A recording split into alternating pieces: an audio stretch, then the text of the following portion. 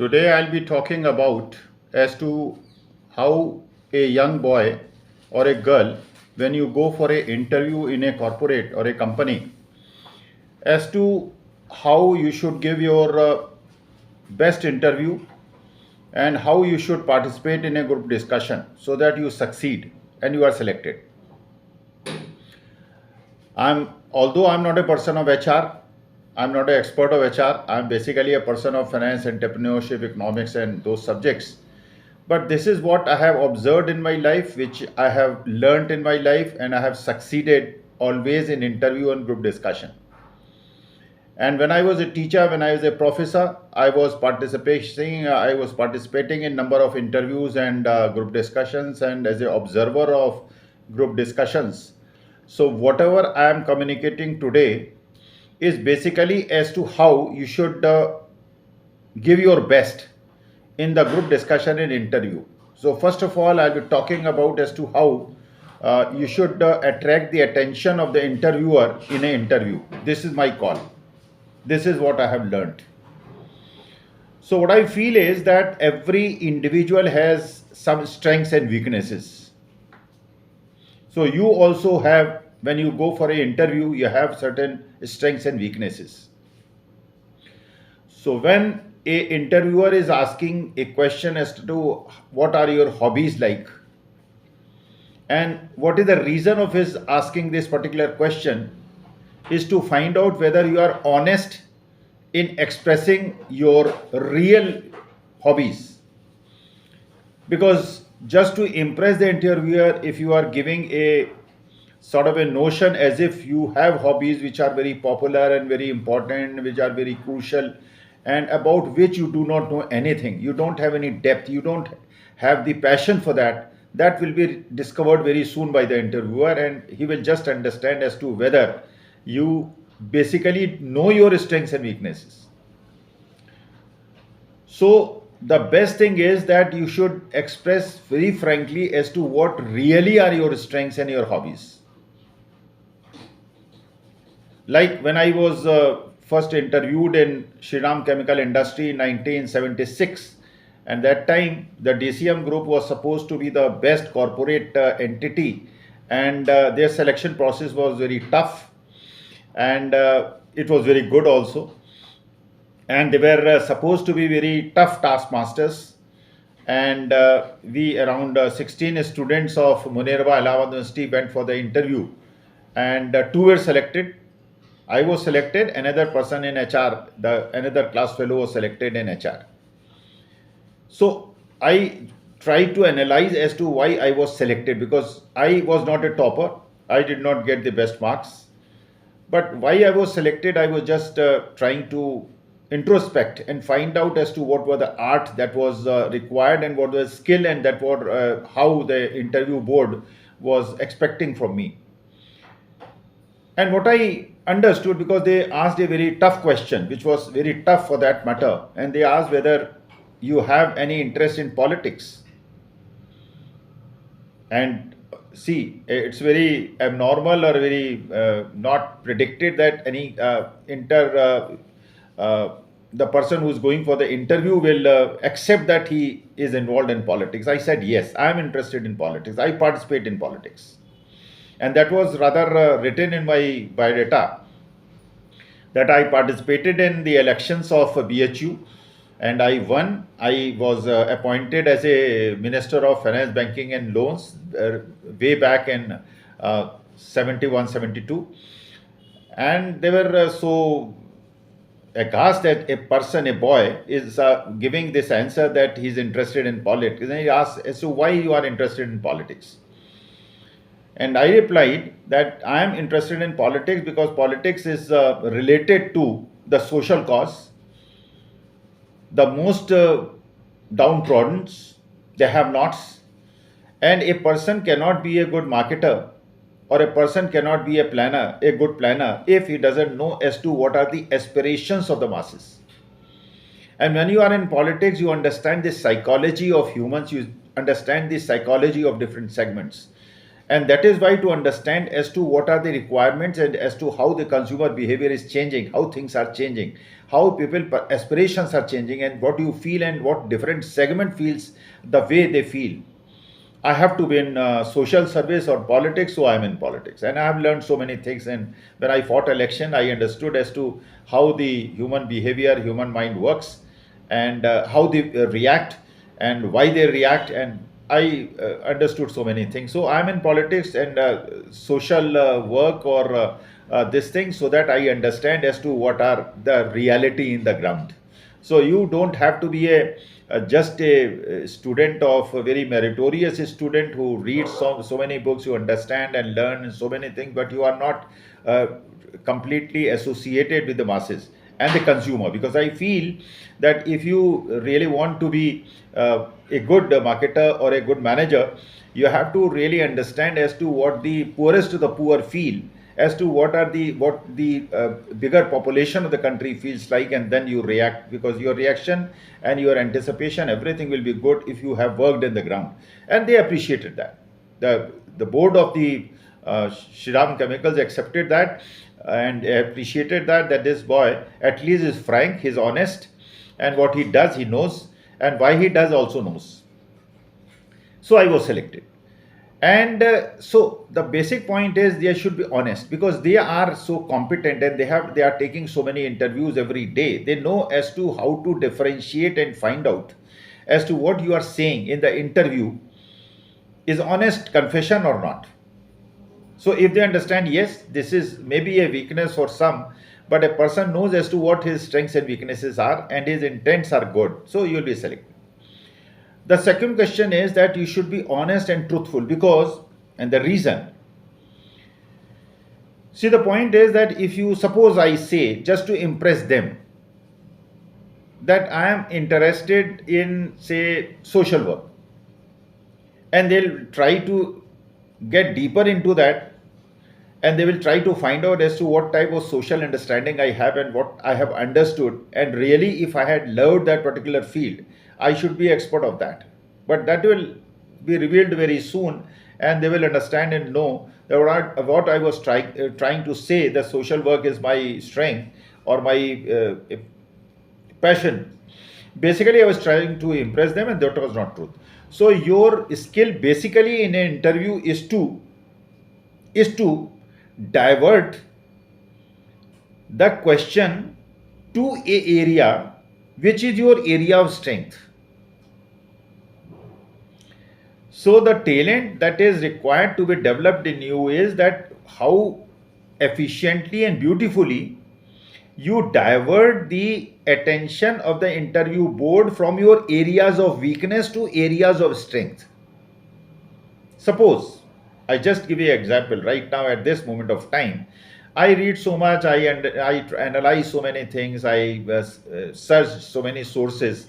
So my strength right now is the environmental happenings and international happenings, and what is happening in different parts of the world and the country, and political, socio-economic, and everything.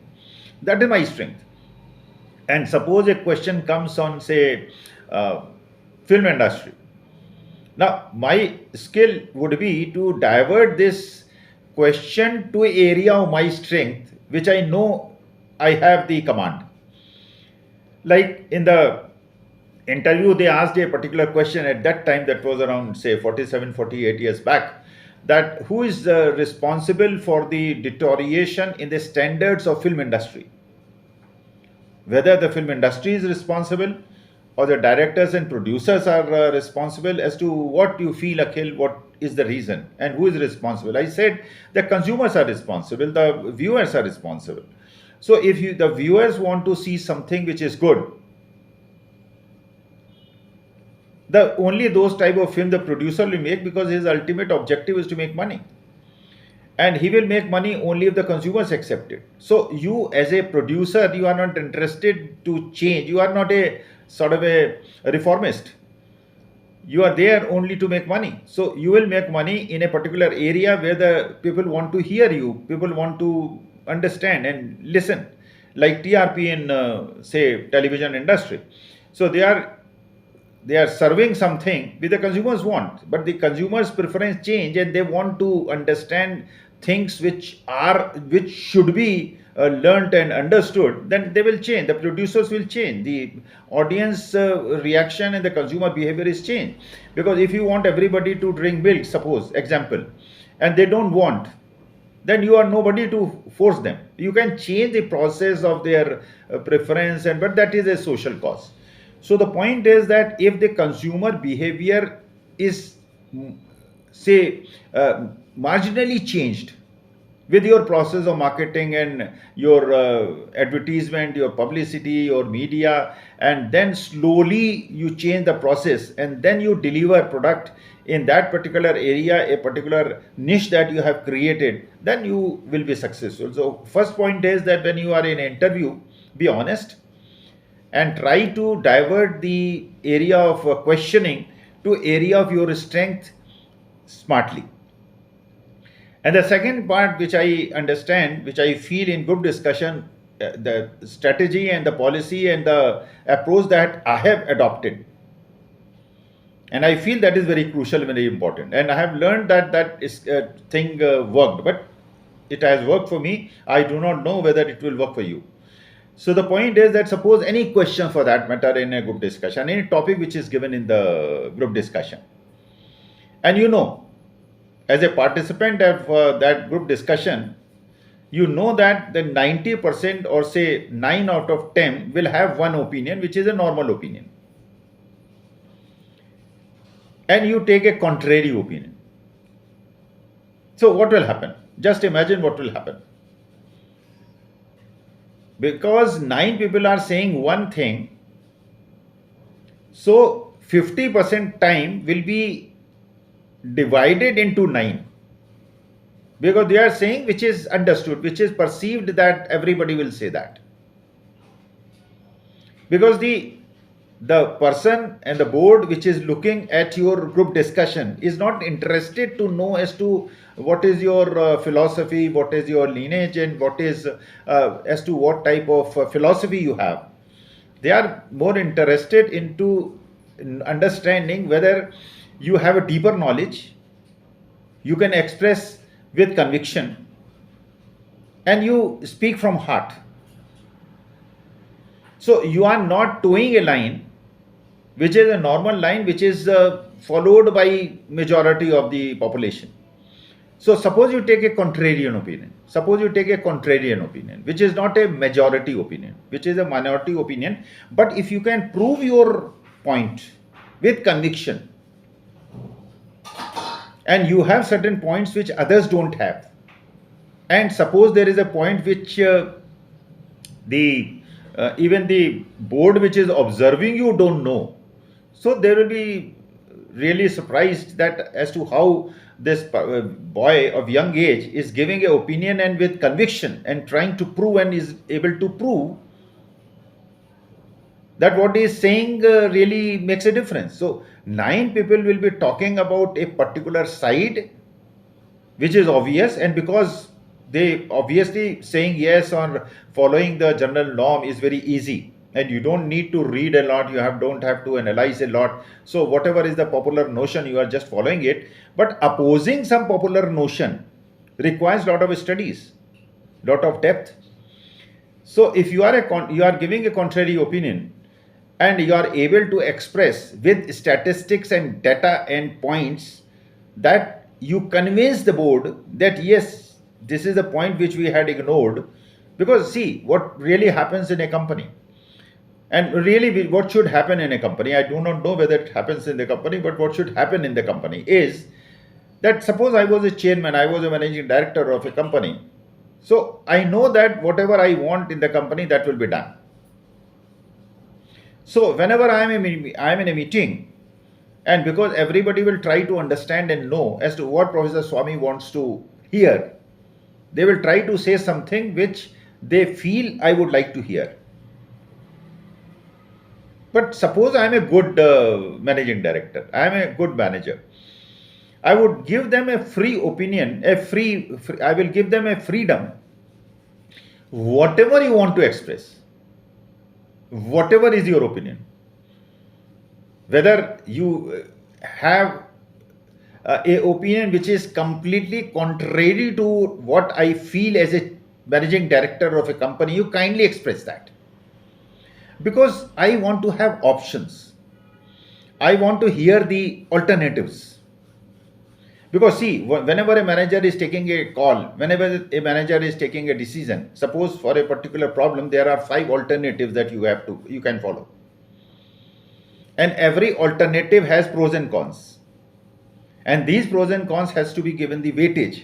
That suppose I take the call number 1, what will be the advantages, disadvantages, B, C, D, E, as to what will be the pros and cons and what will be the weightages, and as to in this particular situation, which alternative should I choose. So as a manager, as a good manager, any good manager would like to hear the contrarian opinions. And if he gets contrary opinions, then he will be able to choose the best. But suppose everybody is giving the opinion which is liked by the chairman and the managing director, his options are very limited. So he just want managers and the officers and the subordinates to be free, well-wisher of the company, who feel that alternatives should be provided to the chairman and managing director so that he can choose the best one.